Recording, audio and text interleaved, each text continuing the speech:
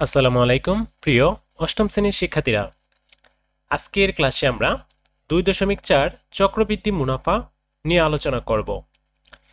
এই চক্রবৃদ্ধি মুনাফা অধ্যায়ের উদাহরণ এবং সৃজনশীল প্রশ্নগুলো তোমাদের আজকের ভিডিওতে আমরা বুঝিয়ে দেব। চলো তাহলে ক্লাসটি শুরু করা যাক। চক্রবৃদ্ধি মুনাফার ক্ষেত্রে প্রত্যেক বছরের শেষে মূলধনের সাথে মুনাফা যোগ হয়, নতুন মূলধন যোগ হয়ে নতুন মূলধন গঠিত হয়। যদি কোনো আমানতকারী ব্যাংকে 1000 টাকা জমা রাখেন এবং ব্যাংক তাকে বার্ষিক 12%, বার্ষিক মানে বছর বছর 12% প্রতি বছরে, এক বছর পর পর আর কি, এক বছর, এটারে বলে বার্ষিক। আচ্ছা, 12% মানে 100, 12% মানে 100 ভাগের 12 মুনাফা দেয়, তবে আমানতকারী বছরান্তে 1000 টাকার উপর মুনাফা পাবেন। যেমন 1000 টাকায় 12%, 1000 টাকাকে 12% করলে 120 টাকা হবে। তার মানে যে 1000 টাকা ব্যাংকে জমা রাখবে সে এক বছর পর থেকে তাকে 120 টাকা করে মুনাফা দেওয়া হবে। এখন দ্বিতীয় বছরের জন্য তার মূলধন হবে 1000 যোগ 120 টাকা বা 1120 টাকা, তার চক্রবৃদ্ধি মূলধন। বিষয়টা হচ্ছে এই বছর মানে জমা দেওয়া টাকা, এক বছর জমা দেওয়ার পর 1000 টাকার সাথে 120 টাকা যোগ হবে এবং দ্বিতীয় বছরে তার 1120 টাকার উপর 12% টাকার সুদ দেওয়া হবে। সেই বিষয়টা এখানে বলছে দ্বিতীয় বছরান্তে 1120 টাকার উপর 12% মুনাফা দেওয়া হবে। 1120 টাকার 12% হচ্ছে 224 টাকা। ক্যালকুলেশন করলে 224 টাকা বাড়বে। এবার 5 দিয়ে 224-এর সাথে 3 যদি গুণ করা হয় তাহলে 672 টাকা হবে এবং 5 দিয়ে 672 টাকাকে ভাগ করলে 134 টাকা 40 পয়সা হবে। মানে তৃতীয় বছরান্তে, তার দ্বিতীয় বছরে তো ছিল 1120 টাকা, কিন্তু তৃতীয় বছরান্তে এই টাকাটা তার যোগ হবে, আবার পুনরায় যোগ হবে।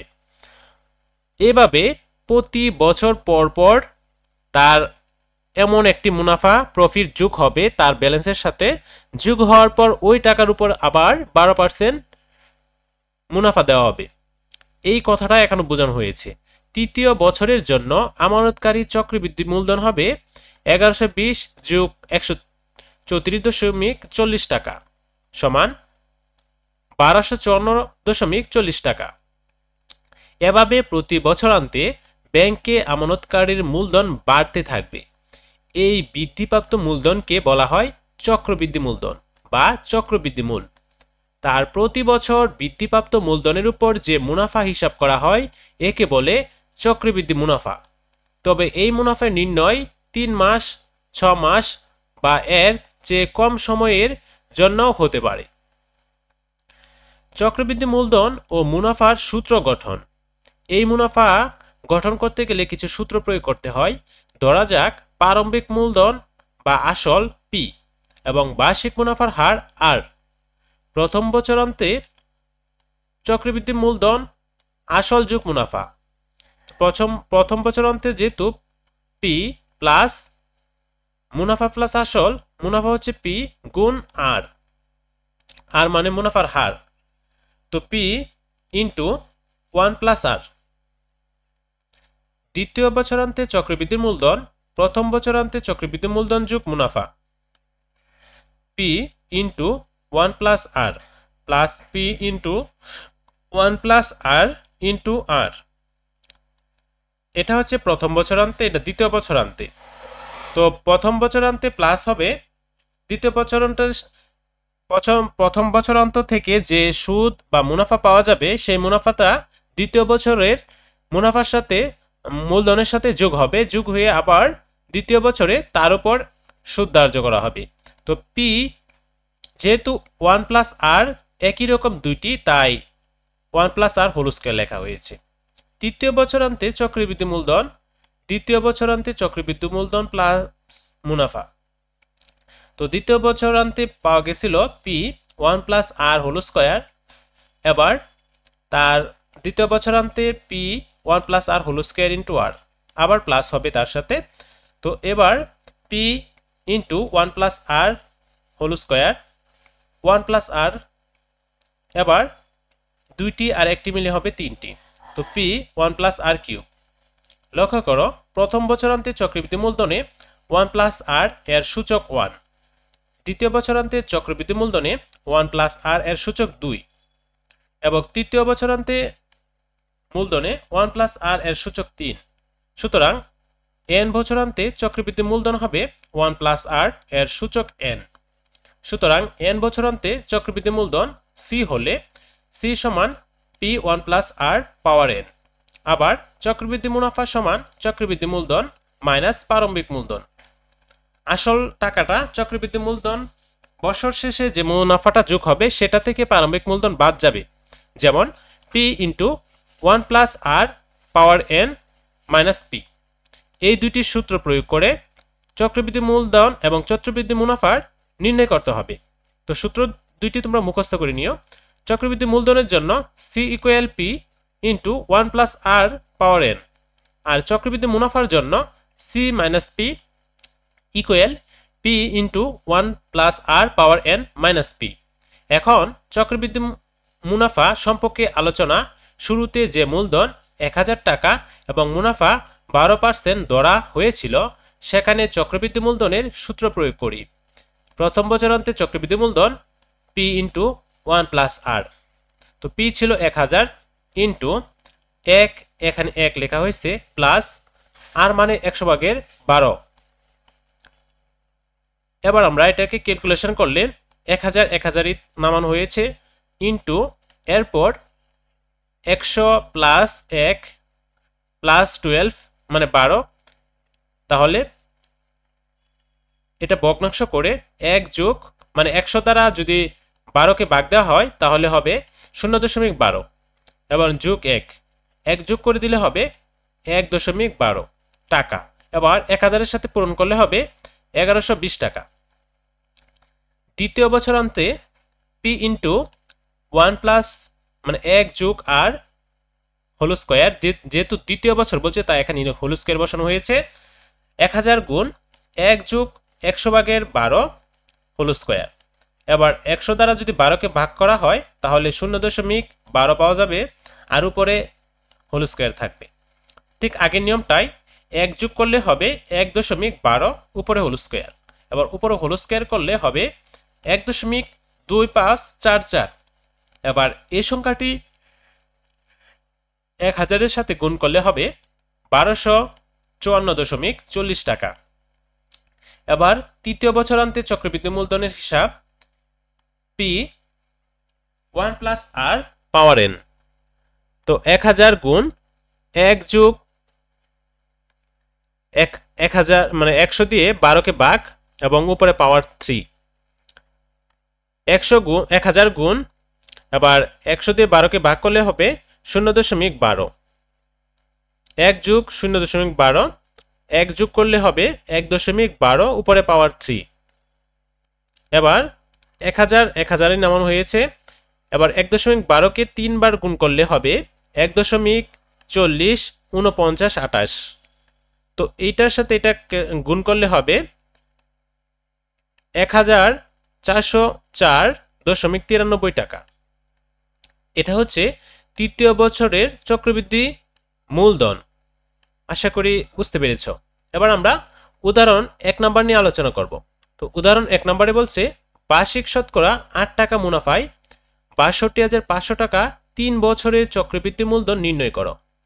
তো আমরা জানি চক্রবৃদ্ধি নির্ণয়ের সূত্র, মূলধন নির্ণয়ের সূত্র সি ইকুয়াল পি ইন্টু 1 যোগ আর পাওয়ার n। দেওয়া আছে প্রারম্ভিক মূলধন পি ৬২,৫০০ টাকা, বার্ষিক মুনাফার হার আর সমান 8% এবং সময় n সমান 3 বছর। সুতরাং সি সমান ৬২,০০০ গুণ 1 যোগ 100/8। এবার 8 এবং 100 কাটাকাটি করলে আমরা 4 25 100 এবং 8 দুগুণে 4 দুগুণে 8। এবার 25/2 বা ৬২,৫০০ গুণ 25 সাথে 2500কে 25 আর 2 যোগ করলে হবে 27 আর উপরে নিচে হবে 25। বাইরে পাওয়ার থাকবে 3 টাকা। এবার ৬২,৫০০ লেখা হয়েছে গুণ 25 দিয়ে 27কে ভাগ করলে হবে 1.08। এটাকে 3 বার গুণ করতে হবে, 3 বার গুণ করলে পাওয়া যাবে 1.259712 টাকা। এবার ৬২,৫০০ সাথে এই সংখ্যাটি গুণ করলে আমরা পাবো ৭৮,৭32 টাকা। সুতরাং চক্রবৃদ্ধি মূলধন হচ্ছে ৭৮,৭32 টাকা। এবার আমরা উদাহরণ 2 দেখব। উদাহরণ 2 এ বলছে বার্ষিক 10.50% মুনাফায় 5,000 টাকা 2 বছরের চক্রবৃদ্ধি মুনাফা নির্ণয় করো। তো আমরা লিখতে পারি চক্রবৃদ্ধি মুনাফা নির্ণয়ের জন্য প্রথমে চক্রবৃদ্ধি মূলধন নির্ণয় করি। আমরা জানি চক্রবৃদ্ধি মূলধন আগে বের করতে হবে। তো চক্রবৃদ্ধি মূলধনের সূত্রটা হচ্ছে C = P * 1 + R পাওয়ার n, যেখানে মূলধন P সমান 5,000 টাকা, মুনাফার হার R সমান 10.50% সমান 200/21। এটাকে ক্যালকুলেশন করলে 200/21 পাওয়া যাবে। সময় n সমান 2 বছর। এবার আমরা এই সূত্রটা প্রয়োগ করে মানগুলো বসিয়ে নেব। সুতরাং C = P 1 + R power whole square. তো P ছিল 5,000 টাকা, P ছিল 5,000 টাকা, তাই 5,000 টাকা এখানে বসানো হয়েছে। এরপরে 1 যোগ, এরপরে R ছিল 200/21 উপরে পাওয়ার 2 টাকা। এবার 5,000 এর জায়গায় 5,000 বসানো হয়েছে, গুণ গুণ চিহ্ন দেওয়া হয়েছে, 200 এর সাথে 1 গুণ করা হয়েছে এবং 21 যোগ করা হয়েছে, তাহলে 221 পাওয়া যাবে। আর নিচে হর 200 রয়ে গেছে, বাইরে পাওয়ার 2 রয়ে গেছে। এবার 200 দ্বারা 221কে 2 বার গুণ করতে হবে, তাই এখানে 2 বার লেখা হয়েছে। তো 200 এর সাথে 5,000 কাটাকাটি করলে হবে 25, আবার 200 দিয়ে কাটাকাটি করলে হবে 8, 25 এর লেগে আরেকবার কাটাকাটি করলে হবে 1।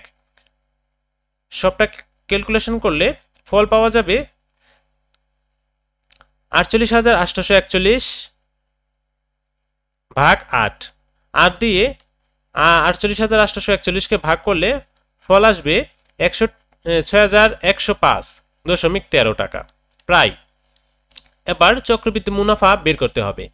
চক্রবৃদ্ধি বের করার সূত্র হচ্ছে, মুনাফা বের করার সূত্র হচ্ছে C - P = P * 1 + R বাইরে হোল স্কয়ার মাইনাস P। পির মান 6,105.13 মাইনাস পির মান হচ্ছে 5,000।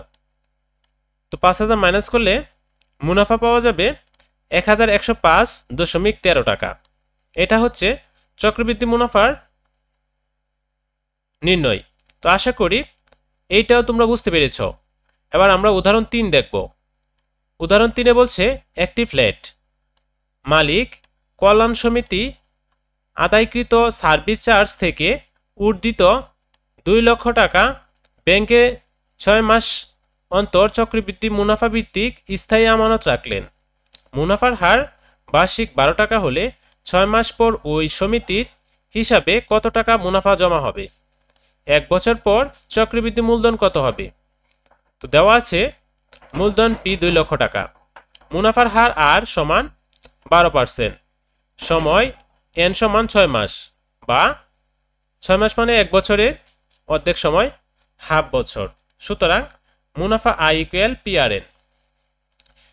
তো পির মান বসানো হয়েছে 2 লক্ষ টাকা গুণ আর হচ্ছে 100/12, আর হচ্ছে 100/12 আর 6 n হচ্ছে 6 মাস, 6 মাস মানে হাফ সময়, অর্ধেক সময় বছরের, তাই হাফ বসানো হয়েছে। এবার 100 দ্বারা এবং 2 দ্বারা 12 দ্বারা উভয় পক্ষকে কাটাকাটি করার পর রয়েছে 12,000 টাকা। এটাই হচ্ছে মুনাফা। এবার আমরা 6 মাস পর মুনাফাটা বের করব। 6 মাস পর মুনাফা হবে 12,000 টাকা। প্রথম 6 মাস পর চক্রবৃদ্ধি 2 লক্ষ যোগ 12,000 সমান 2,12,000 টাকা। আবার পরবর্তী 6 মাসের মুনাফা আসল 2,12,000 1 যোগ 100/12 গুণ হাফ, মানে সময় 6 মাস সময়কে হাফ ধরা হয়েছে। তো এবার এটাকে ক্যালকুলেশন করলে আসবে 1.06। এবার 1.06 2,12,000 টাকার সাথে গুণ করলে হবে 2,24,700 টাকা। এটা হচ্ছে 1 বছর পর চক্রবৃদ্ধি মূলধন 2,24,720 টাকা। এরপরে আমরা উদাহরণ 4 দেখব। উদাহরণ 4-এ বলছে কোন শহরের বর্তমান জনসংখ্যা 80 লক্ষ, ওই শহরের জনসংখ্যা বৃদ্ধির হার প্রতি হাজারে 30 হলে 3 বছর পর ওই শহরের জনসংখ্যা কত হবে? সমাধান: শহরটির বর্তমান জনসংখ্যা P সমান 80 লক্ষ, জনসংখ্যা বৃদ্ধির হার R ইকুয়াল 1000/30 গুণ 100%, কাটাকাটি করলে হবে 3%, সময় n সমান 3 বছর। এখানে জনসংখ্যা বৃদ্ধির ক্ষেত্রে চক্রবৃদ্ধি মূলধনের সূত্র প্রযোজ্য, সুতরাং C equal P into 1+R পাওয়ার n। তো P ছিল 80 লক্ষ, একই বসানো হয়েছে, যোগ চিহ্ন বসানো হয়েছে, আর এর মান হচ্ছিল 100/3, উপরে পাওয়ার n মানে 3 বছর, এতজন। তো আবার 80 লক্ষ বসানো হয়েছে, গুণ 100 সাথে 1 গুণ করলে 100 হবে, আবার 3 যোগ করলে 103 হবে। আর 103 হলে 100/3 এটা 3 বার লিখতে হবে, তাই এখানে 3 বার লেখা হয়েছে, এতজন। এবার কাটাকাটি করলে হবে, এখানে 8 থাকবে, এরপরে 103 3 বার থাকবে, এরপরে সবগুলো একত্রে গুণ করলে হবে 8,74,87,41,816 জন। সুতরাং 3 বছর পর শহরটির জনসংখ্যা হবে 87,41,816 জন। তো প্রিয় শিক্ষার্থীরা, ভিডিওটি অনেক বড় হয়ে যাবে, তাই আজকে উদাহরণ 4 পর্যন্ত তোমাদের বুঝিয়ে দিলাম। পরবর্তী ভিডিওতে আমরা উদাহরণ 5 নিয়ে আলোচনা করব। তো পরবর্তী ভিডিও দেখার আমন্ত্রণ জানিয়ে আজকের এই ভিডিওটি এখানে শেষ করলাম। সবাই ভালো থাকো, সুস্থ থাকো, আল্লাহ হাফেজ।